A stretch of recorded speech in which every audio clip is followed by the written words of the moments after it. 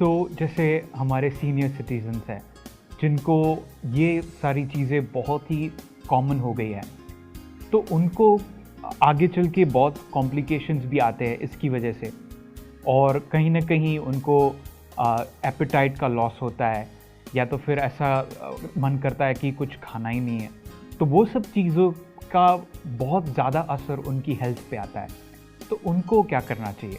या तो पहले तो हमें ना चीन में समझना चाहिए क्यों होता है, सीनियर सिटीजन को ये समस्याएं ज़्यादा क्यों होती है। एक तो मैंने ऑलरेडी कहा कि जैसे जैसे हमारी एज बढ़ती है जो डाइजेस्टिव पावर है वो कम होता है ना, कि जो आप सब बस 20 साल के थे कुछ भी ध्यान नहीं रखते थे शायद कोई समस्या नहीं होती। आप 60 के हो गए तो आपको से 4 गुना अटेंशन रखना पड़ेगा। एक तो बात, दूसरी बात क्या है कि सीनियर सिटीजन में ना मोबिलिटी कम है।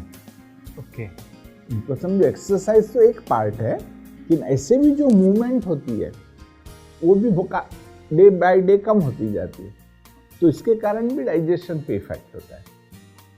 और एक इम्पॉर्टेंट इश्यू उनके इमोशंस,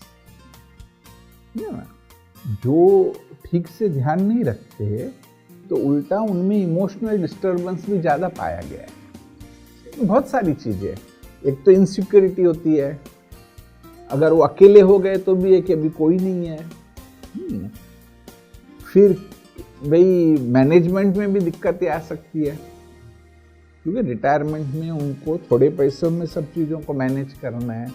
ऐसे बहुत सारे इमोशनल इश्यू भी होते हैं, क्योंकि अभी वो समझो जॉब नहीं कर रहे, प्रोफेशन नहीं है, तो भी उनके पास खाली टाइम है।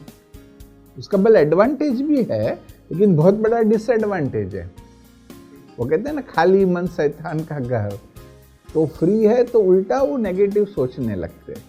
अगर उन्होंने अपने आप को ठीक से बिजी नहीं किया और उसका असर डाइजेशन तो इमोशन डाइजेशन पे तुरंत होगा। एक्चुअली डिफरेंट हो सकता है कि भी किसी का हार्ट बहुत सेंसिटिव है तो इमोशंस की इमीडिएट इफेक्ट हार्ट पे हो, लेकिन अधिकतर वो डाइजेस्टिव सिस्टम पर होती है।